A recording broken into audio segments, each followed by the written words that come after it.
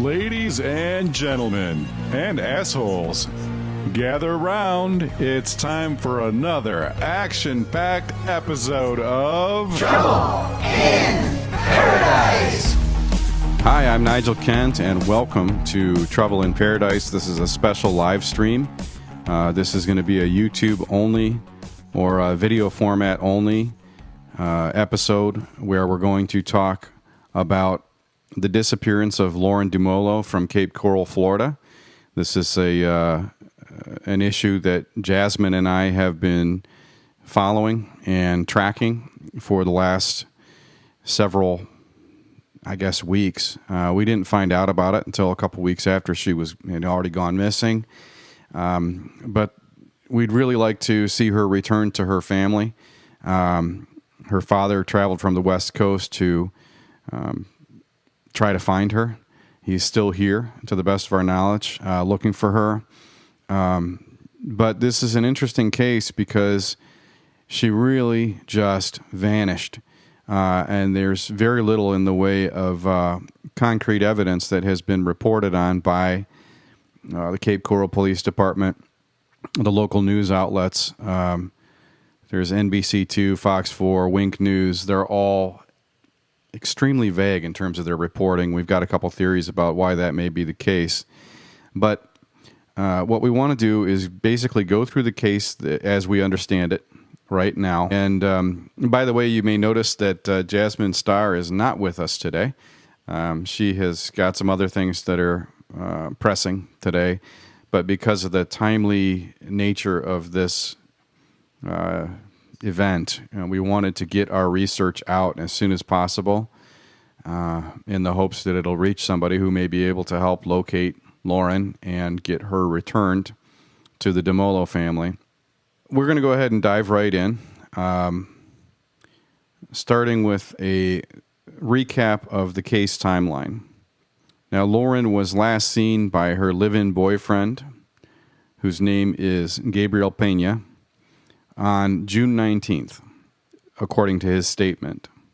There was also an unidentified man, or rather a man who requested not to be identified, that told police he saw Lauren June 19th around 8 a.m. and waved at her. He said the day before, Lauren asked him about available apartments, saying that, quote, she wanted to get out of the situation she was in. That same day, later on, Lauren's purse was found at Four Freedoms Park, which is apparently near the location where the unidentified man spoke with her. This is also 6 blocks from her apartment on Coronado Parkway in Cape Coral. For those not familiar with Four Freedoms Park, it is it's basically a city park that butts up against the Bimini Basin, which is a lake that joins 2 waterways together in Cape Coral. And for those who aren't Southwest Floridians, Cape Coral is a place that has tons and tons of waterways. It's kind of like Venice, except not romantic. But basically the whole Cape is a big a grid of waterways, most of which are deep enough to be navigated with a boat, with a fair amount of draft. So, next thing in the timeline, Lauren did not call her dad on Father's Day, June 19th, which apparently, according to her father, is extremely out of character. So her father called and reported her missing on Tuesday, June 21st, after not being able to reach her for 2 more days. Now, at this point, the timeline is the last person to see her was her boyfriend on June 19th. Her father reported her missing on June 21st. Police responded to her apartment for a well check on June 21st and found her cell phone at her apartment. Cape Coral Police Department then elevated Lauren's case to endangered because when somebody disappears voluntarily, they typically take belongings with them, like a wallet and a phone. In this case, she did not take her phone. Nothing is said about her wallet, except that her purse was found 2 days earlier in the park near her home, which is the Four Freedoms Park. July 2nd, her shirt is found in the park on the sand in plain sight. Now, the shirt is verifiably hers. You can tell by many social media pictures of her wearing it that it's definitely her shirt. Oddly enough, even though the park had been scoured over and over and over between the day of her disappearance and the date that the shirt was found, there was still no report of the shirt being seen during that time frame. So in other words, what makes it odd is the fact that her shirt just seemingly showed up a couple of weeks after her disappearance at the park. Now, Jazmine and I went to the park the day before yesterday, July 21st, to walk the grounds and try to see what we could observe about the lay of the land in the park, what the security cameras around the park look like, where they're pointed, what direction they're headed in, because the police have released no security camera footage. Now, I understand they may not be able to do that if there's not a charge, if they don't have anybody charged. I'm not sure what the rules are about that.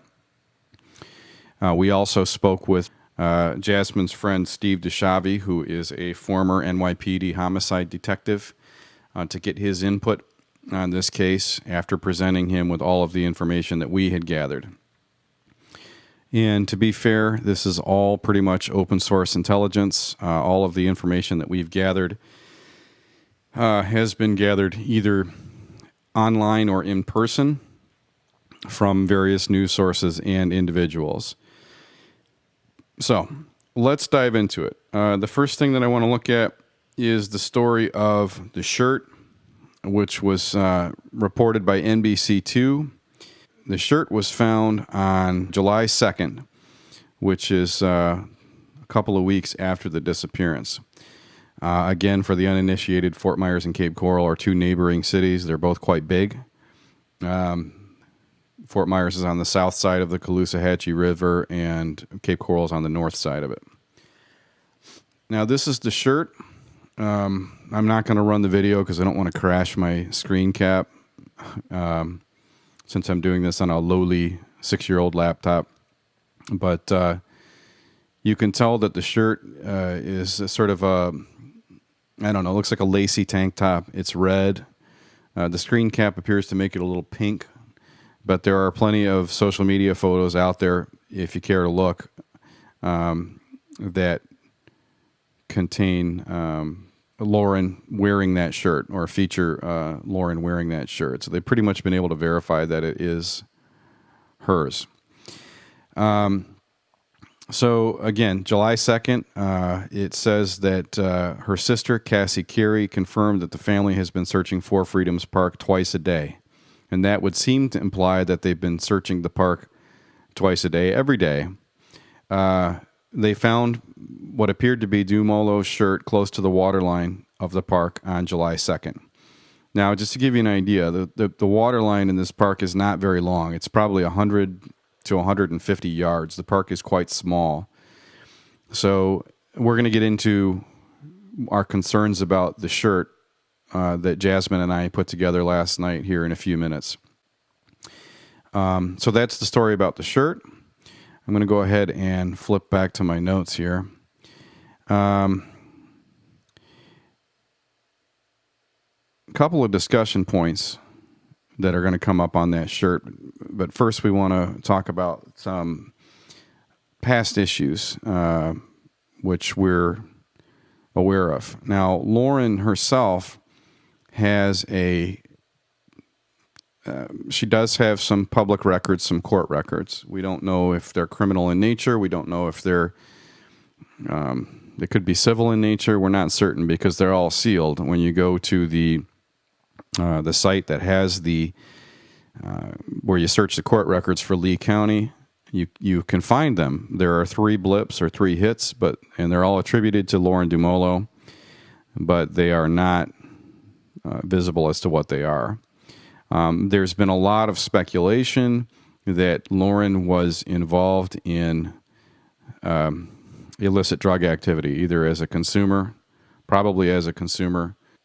I think it's speculative at best. because there's no charges related to drugs that we can see in her court records or in the court records of the 2 or 3 people closest to her. And we're going to get into who those people are in a minute or two.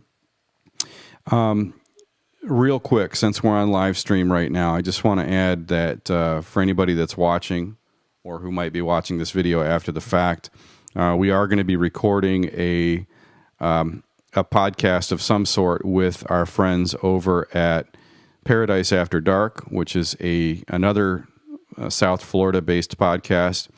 Unlike Jazmine and I, they actually specialize in, true crime. So this is right up their alley. This is their bread and butter. I think we got a little bit of a head start in terms of pursuing this case to try to find Lauren.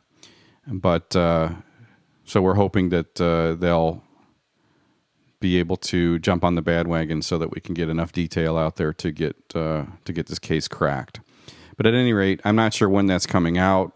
They record their episodes, I think, pretty well in advance, or somewhat more in advance than we do. They also don't do very much YouTube, so this would be something that you would hear as an audio format. Now, Jazmine and I do intend to record the video portion of that discussion for consumption by Trouble in Paradise subscribers, which would be you. Speaking of which, if you don't subscribe, please do. If you're watching this on YouTube or BitChute or wherever you're watching it, please subscribe. And if you'd like to get notifications about this case and the other matters that we're working on, make sure you sign up for notifications.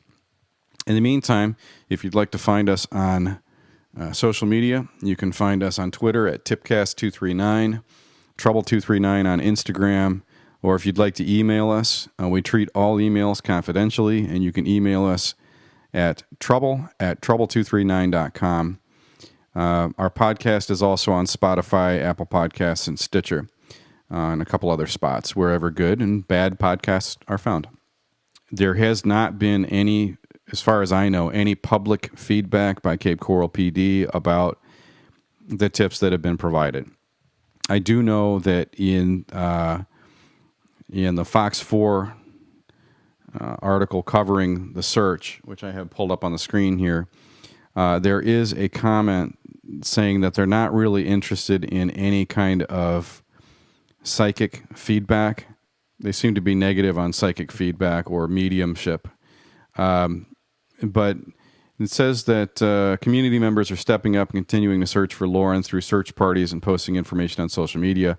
One tip that made its rounds on Facebook was posted by a woman referencing the feeling she had that a few medium friends had about Lauren's possible location. The post detailed a 4-door red car, alligators, and high vegetation as a description to where they believe Lauren might be found.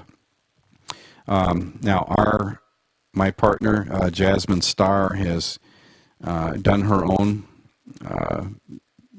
mediumship and her own psychic sensing regarding the situation, and she has some clarifying points that she wants to share when we do our appearance with Ken and Lauren of Paradise After Dark. So that will be coming. Like I said, Jazmine's not here right now. Otherwise, we would have added it to the video, and we wanted to get this video out quick. So I went ahead and just dove right into the notes that we have. Again, it doesn't seem like they're interested in much psychic feedback. The private investigator, Walter Zalisco, that they hired, is on the record saying he's not interested in it. So for what it's worth, all you psychics out there, the PI is saying that essentially he doesn't want your help, which is kind of disappointing to hear. I understand it probably could be quickly overwhelmed with tips and so forth, so we get it. But the guy's not a believer. Okay. Moving on, discussion points. I want to go ahead and talk about the shirt for a minute. And right now I'm just going to go through all of our discussion points that Jazmine and I discussed yesterday while we were preparing for this podcast. My basic sentiment on the shirt is, who would be ballsy enough to bring the shirt back to the place her purse was found, ostensibly found on the day of her disappearance? If the person who was in possession of the shirt is actually the perpetrator, then we are talking about balls. But Jazmine brought up a pretty good point, which is, if you wanted to redirect attention away from a different crime scene, perhaps, would it make sense to place a piece of evidence at the park? And my response to that is yes, it would make sense. However, why in the world would you do it 2 weeks after the fact? Because that implies that the shirt was transported by an individual related to the crime, a perpetrator or co-conspirator. And then that provides every opportunity for the shirt to get loaded up with that individual's DNA, hairs, who knows what else might be on it, saliva, sweat, material from the person's car or whatever. And knowing the amount of cameras that there are at that park, I would just think that you'd have to be an absolute fool to bring a piece of what certainly would be evidence in a crime, assuming they ever press charges, back to the crime scene. So the shirt is a real concern, There's another concern that we have, and that is the nature of Lauren's work. And we can do a little bit of deep diving in terms of who Lauren socialized with and what her personal connections were all about. But before we do that, I just want to give you a quote from Lauren's father.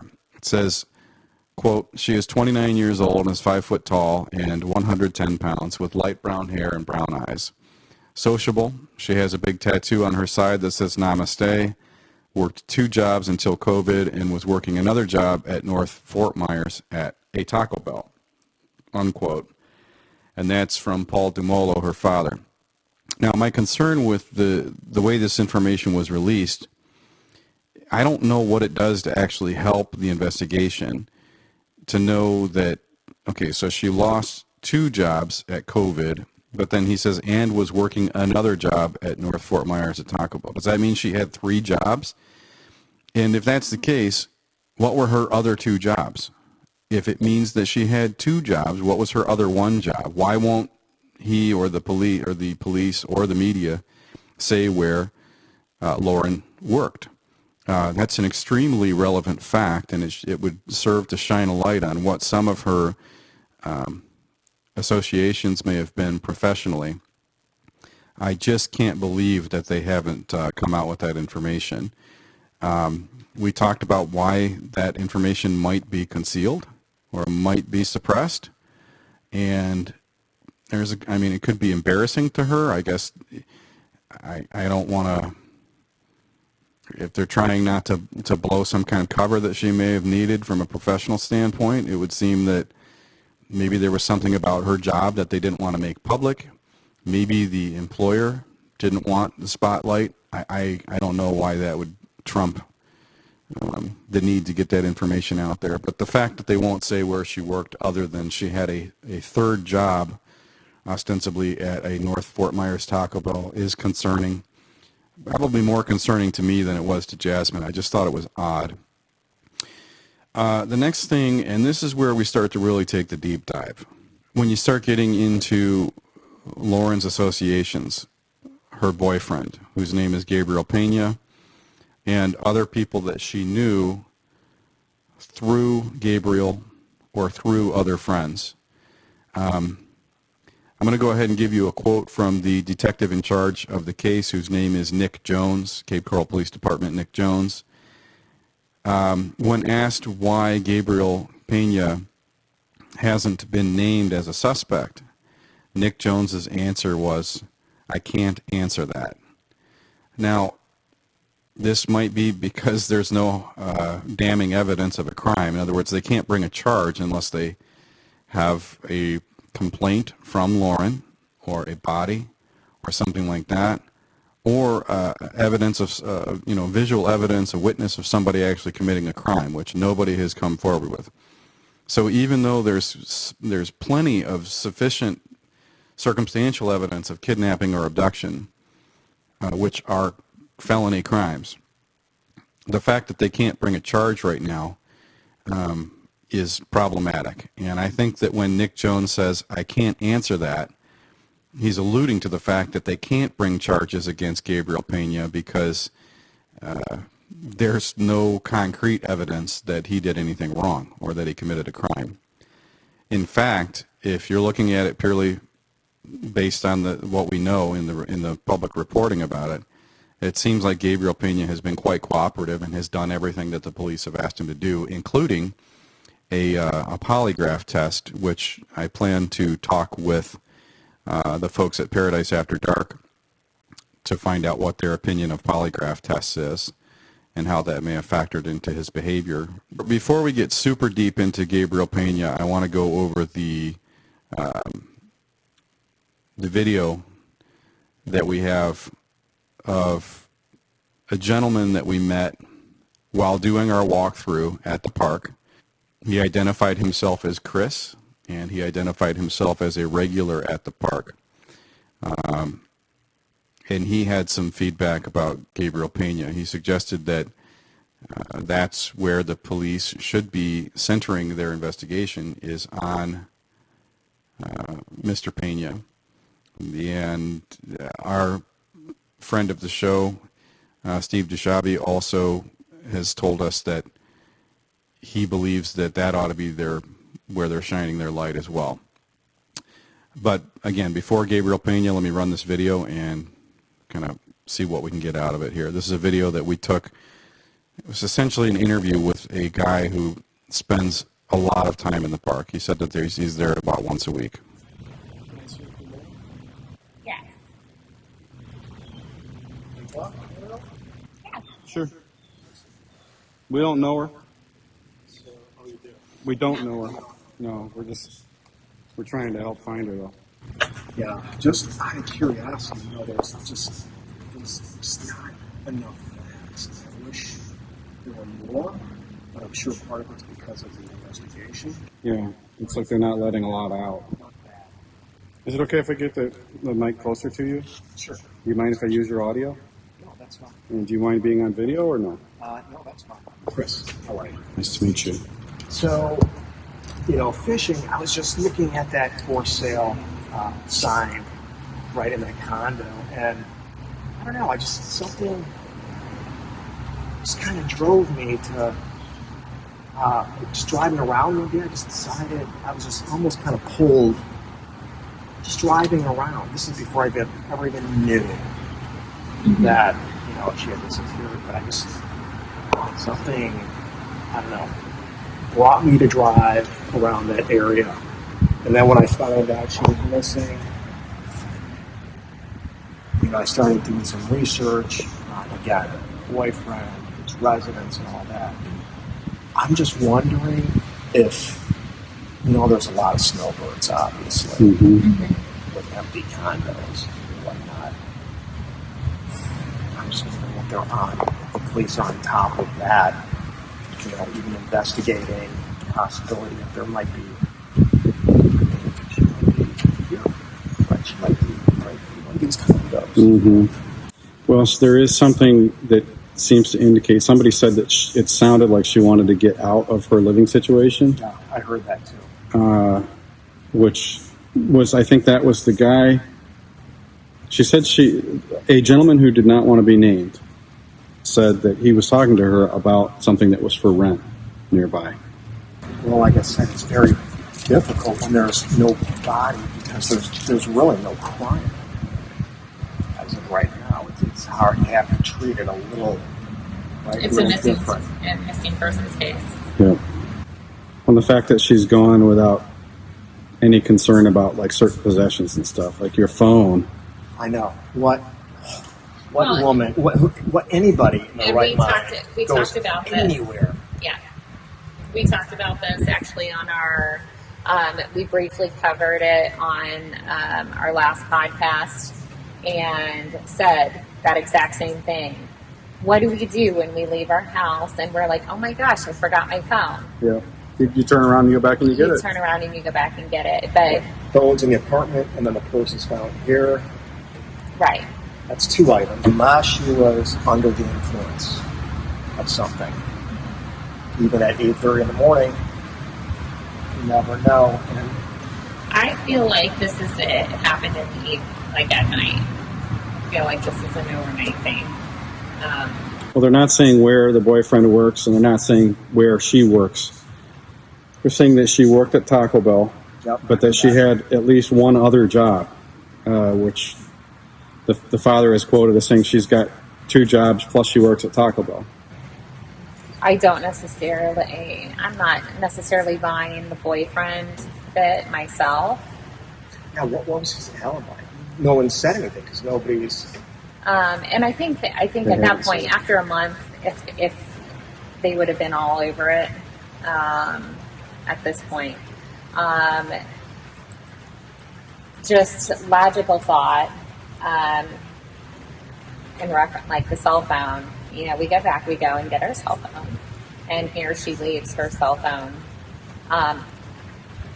You would only do that if you were thinking, I'm just going to run down real quick and that's what I think. There's no, and we don't know, but my feeling is there was no forced entry, that she left willingly, left her apartment.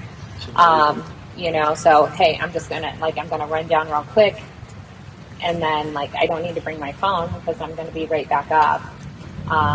I do feel like there's a substance abuse component to this, definitely. I was picking up on a couple songs and walking around. I keep getting dizzy, which makes me feel like I'm a little under the influence or intoxicated. And then the song that specifically was coming to mind was in reference to marijuana. And then, just kind of looking around, I found, the little, but you can tell it looks like this is probably a place where people party under here. Yeah. Yeah. Oh, yeah. People party quite a bit here, it looks like. But there was kind of how you were feeling also, that there was a component too. I mean, God, can't we just tell us daytime? Nighttime. Because if we knew it was found during the day, then we know she was here during the day. Not at night. Yeah. Well, it might not have been discovered until daylight hours. Yeah, they may not have known necessarily, but they're not even saying when it was discovered. Right. They're not saying if it was discovered during the day or at night. Well, I'm sure they went through her phone. Oh, I'm sure. And went through all her social media. Yeah. And all that. Yeah, that's what is boggling me is they've got, they literally have her phone. Yeah. Which, so what's taken between her dad, her boyfriend, and whoever else, they know what the passcode is. There's ways to get data off the phone even if they don't know the passcode. So yeah, I'm with you. They've got this blessing about knowing about her life, and what are they doing with it? So either they have absolutely nothing, or they have more than they're willing to share because of the investigation. They don't want to jeopardize. That was Chris, the gentleman that we met at the park, and he brought up a couple interesting points.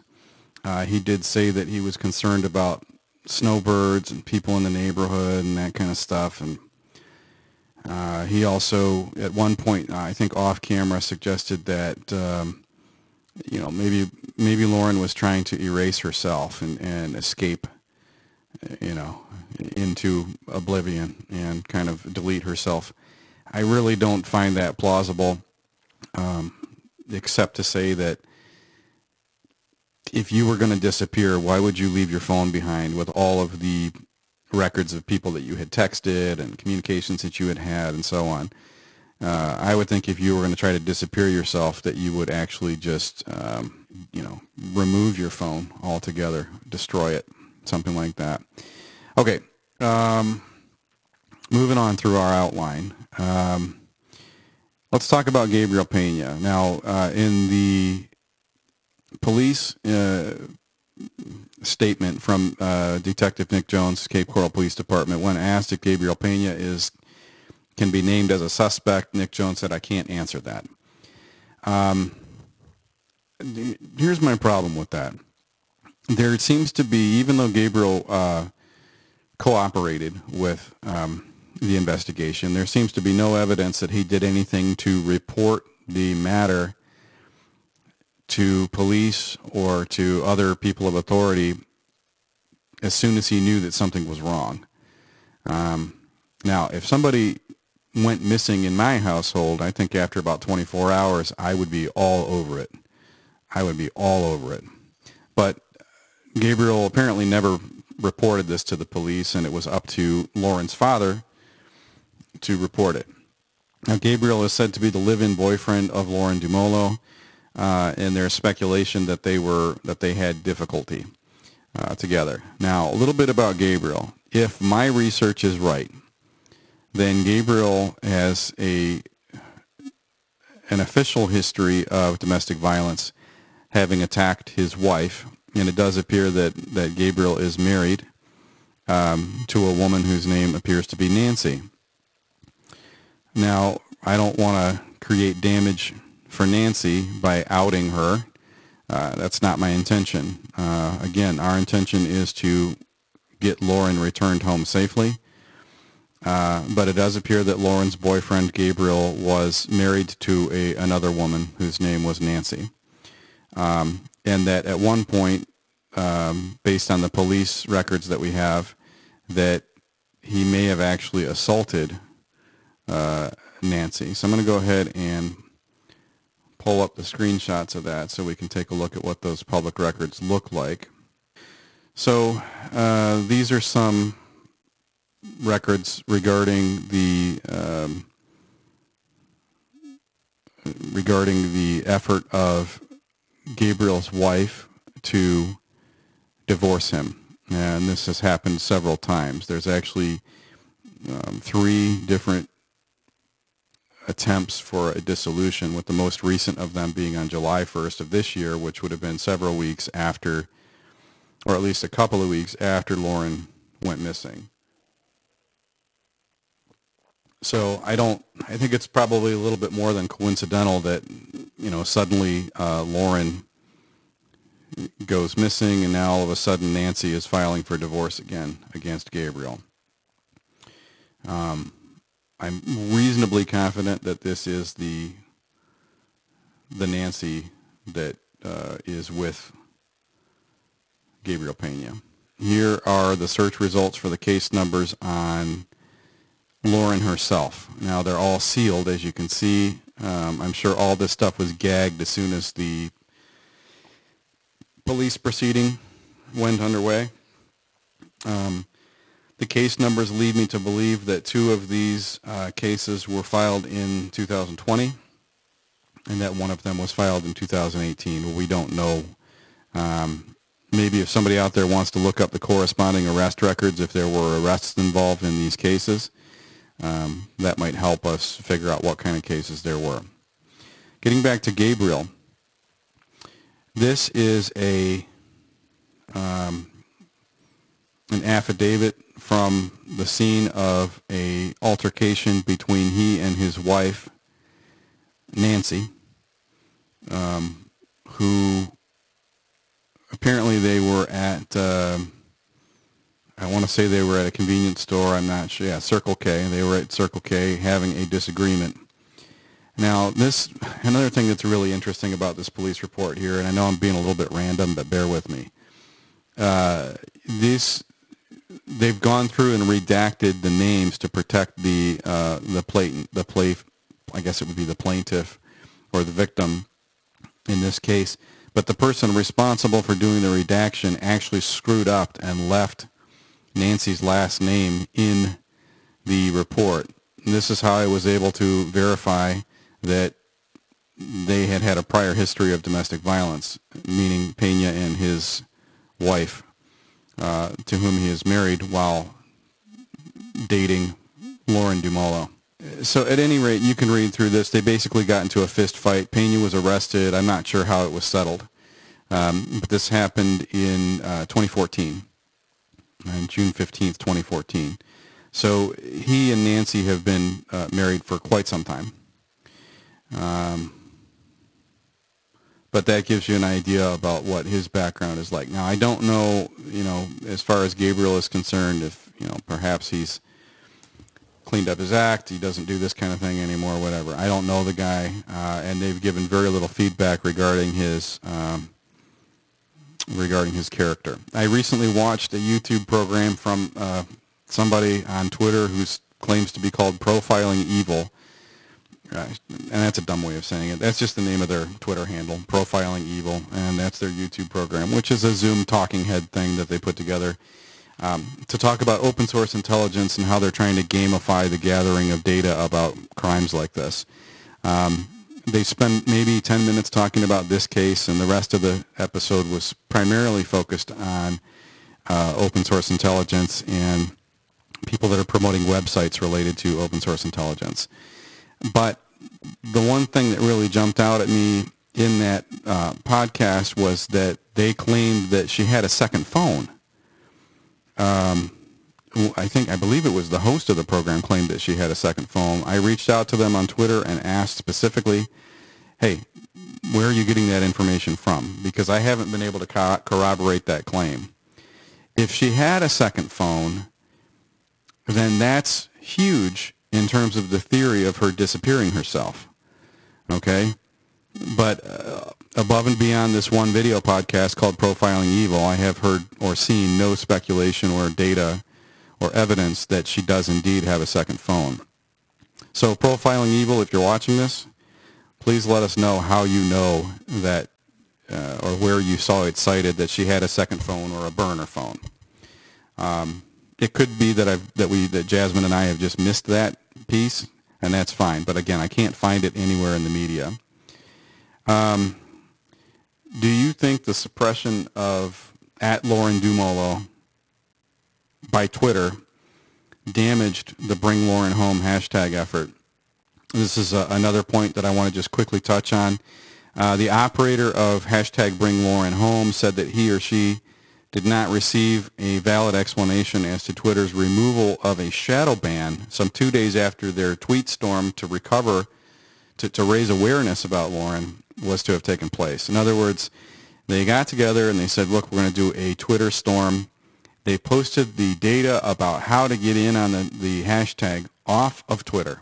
Right? So they were promoting it outside of Twitter to avoid it would appear, censorship, whether deliberate or not, or shadow banning or suppression. And then when the time came to actually do the shadow ban, which was on or around July, it was around her 30th birthday, which is about a week ago, everybody started hitting this hashtag, but by then there was the shadow ban on the Lauren Dumolo account, which suppressed the visibility of both the account and the hashtag, as evidenced by @Lauren Dumolo being missing from search results on Twitter, which is a shame because it was her birthday. It would have been the ideal time to use that hashtag to try to expose awareness, create awareness, and expose new evidence regarding her disappearance. So I just want to throw that out there. I believe that Twitter damaged the effectiveness of hashtag Bring Lauren Home, and by shadow banning @Lauren Dumolo. Now, to be fair, @Lauren Dumolo doesn't have a ton of followers. I think last time I looked, it was up to like 36. But here's the point. If you go to search for a handle on Twitter and it shows no results, you have to assume that handle doesn't exist. And that's a huge problem for somebody who might have been interested in this case that wanted to share data about it because they heard about the hashtag, or that, perhaps they wanted to remain anonymous. Twitter is great because it's an anonymous platform. That's one of the advantages of it. If you don't have to use your real name if you don't want to. So anyway, @Lauren Dumolo appears to have been shadow banned, and by the time they succeeded in getting the shadow ban removed by appealing to Twitter support, the date of the hashtag storm had already passed, and it was kind of, I don't want to say a lost cause, but it was a huge missed opportunity. All right, so we are going to talk a little bit about the security cameras at Four Freedoms Park. Now, I have long held, since I found out about this park, and really have doubled down on this since I've been there and walked through it with Jazmine, that there are so many security cameras at this park and in the adjacent structures that it is impossible that somebody could have brought that shirt back to the park and dropped it off without being seen on at least one and probably multiple security cameras. Based on my experience with closed-circuit IP surveillance systems, I put together a map of the security cameras and their likely viewing angles using the narrowest possible criteria. In other words, the narrowest viewing angle of an IP security camera is 60 degrees. If you have a bullet cam, which is the kind, those cheap bullet cams that they sell at Best Buy, those are 60-degree cameras. So using a 60-degree angle as an assumption, I went ahead and went through all the security cameras at Four Freedoms Park. The viewing angle of every camera that we found on our walkthrough about this investigation. Now, this is the graphic that I wanted to show you, and I apologize for the difficulty getting it pulled up. But this is Four Freedoms Park, okay? Now, if you pull up Four Freedoms Park on Google Maps, you can see that Lauren lives about 6 blocks to the east of this park. Now, we went ahead and did a walkthrough of all the camera locations that were visible in the park. And before I show you that methodology, let me show you the cameras real quick. If I can find them. I think I had them pulled up. Here we go. Here's the actual cameras. And I'll tie these back to the building locations. I'm going to call this the potty cam because this is a bullet cam that appears to be pointed directly at a porta-john for whatever reason. They thought that would be a good idea. This next camera, which I'm going to try to zoom in on for you, is on a pole. This is a bullet cam that faces, I think it faces basically northeast, away from the Bimini Basin, which is in the back of the photo here. Okay. This camera faces a playground, a children's playground. Here's another shot of that same camera.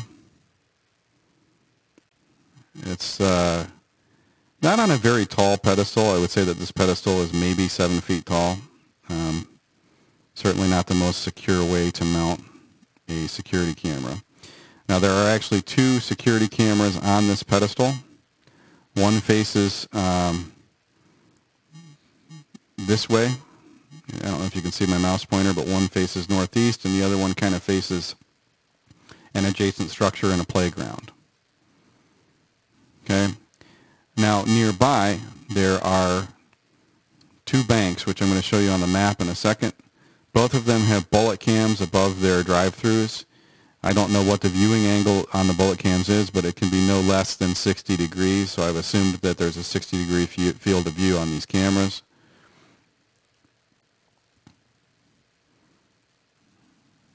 This particular drive-thru is directly north of the park on the west end of the street. It's certainly visible from the park, and we would therefore assume visible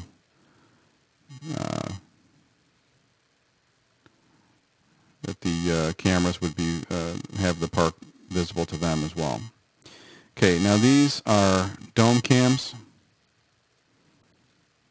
which are on a Parks and Rec building that is actually just to the south, I guess, of the playground. There's 2 dome cams on each side of the structure, on the north end of the structure. They're both mounted under a rain gutter.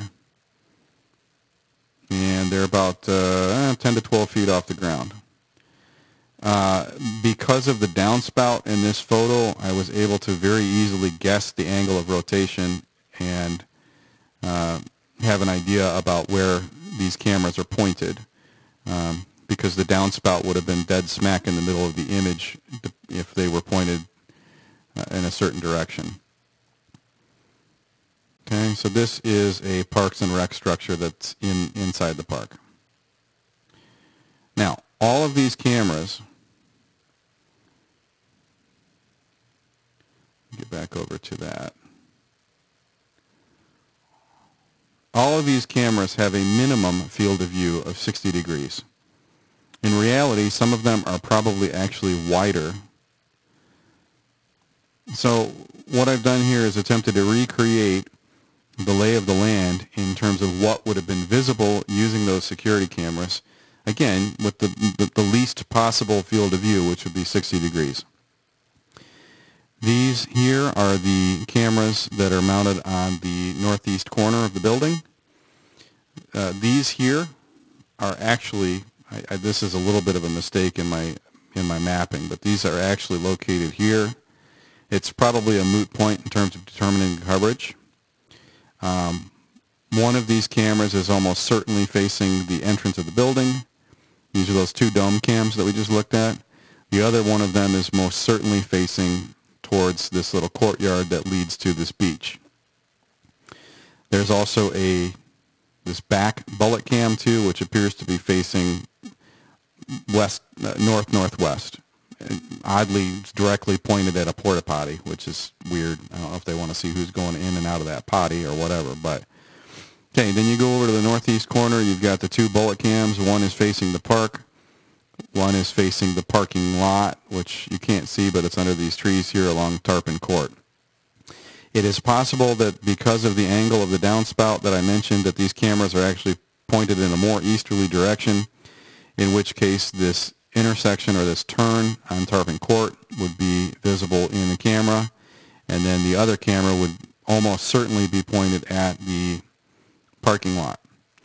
Then you have the pedestal with the children's playground, where you have the two bullet cams that are about 7 or 8 feet off the ground, one of which appears to be facing due east or slightly east-northeast. The other one is pointing back at the building. Now, between these 6 cameras, this entire playground is completely covered in field of view with a 60-degree angle on each camera, okay? Assuming, again, I'm assuming these cameras here are pointed more towards the lion's share of the park, or the larger part of the park, which is this big courtyard plus this beach. And then there's sort of a boardwalk thing here at the west end of the park. But with 60 degrees, there's no way anybody could have come in through the park here off of Tarpon Court and not be visible. And this is my point. If they're saying that somebody brought the shirt back to the park, they would have been caught on one of these 6 cameras for sure. And with this bullet cam, the one that's pointed at the porta potty, that one is the one that's closest to where the shirt was ostensibly found. They haven't said exactly where in the park, but there's a news reporter that says that the shirt was found in the sand or near the water line. Now, there's about a 10 to 15 foot gap of actual grass here between the water line and the sand. I know this is probably going to strike a lot of people as weird, but this sandy beach doesn't actually go to the water. It cuts off. It's just a sand patch, I guess, for sunbathing and sandcastles and things like that. All right. But the point is, if somebody brought that shirt back to the park, they would have been caught on camera. And more to the point of being caught on camera, if Lauren indeed came to the park at 8 a.m. on the 19th of June, she would have been caught on camera. And the gentleman that she saw on the morning of her disappearance, who asked her about rentals and in whom she confided some concerns about her living situation, that guy would have been almost certainly caught on camera. In fact, if that conversation took place at the park, which seems to be what they're implying, then that whole interaction would have been caught on these security cameras. In addition, comings and goings at the park would have been part and parcel to the video recording that's going on at these 2 locations, one of which is directly north of the playground, and the other of which is directly north of the west end of the park. They're both banks. They both have multiple bullet cams, which have to be at a fairly horizontal yaw in order to take images of things that banks are concerned with, like license plates, okay? These are high-res cameras that these banks use. So certainly, if you've got an additional 35 to 40 feet from the edge of this bank building to the edge of the property, you could argue that there may be valid data on these two sets of bank cameras under the overhangs that you could probably have seen some comings and goings and license plates and things like that. At any rate, the moral of this story is this place is covered with cameras. And I don't know how in the world you wouldn't have video evidence of Lauren's comings and goings. That guy Chris that we talked to at the park, I'm sure he's on these video cameras. Like, I'm sure we're on those video cameras from when we went there the day before yesterday to look at the cameras and look at the lay of the land. There's video evidence. The only way there isn't is if, let's say that the people operating these cameras only keep their footage for, say, 2 weeks, and that by the time a request was made to the Parks and Rec department, that perhaps 2 weeks had already gone by, and now the footage wasn't available anymore because it had been retired and overwritten. And people who use closed-circuit IP-based surveillance systems, storage is expensive, especially video storage and especially high-res video storage. So you only keep your camera footage for a certain length of time before it has to be overwritten and destroyed. Otherwise, you end up spending a ton of money on storage equipment, hard drives and servers and things like that. And if I know from my background in IT, it's the Parks and Rec department, they're probably not dropping the kind of money on IT equipment that, you know, those banks across the street are. There were a number of psychic impressions that Jazmine was given while we were at the park. And again, this park is depending on who you believe, either the last or the second to last place that Lauren was witnessed alive.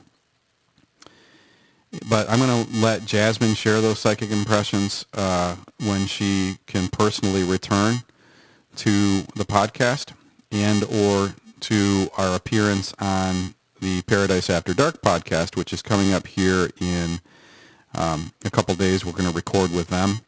I'm going to go ahead and video the interview so that we can get those impressions out sooner and share them with you. So that's it. That's the recap. Lauren Dumolo, as of noon Thursday, July 23rd, to the best of my knowledge, is still missing. And there are a lot of question marks on the investigation, on the background of the people in Lauren's life, on her personal social background, her criminal or court background.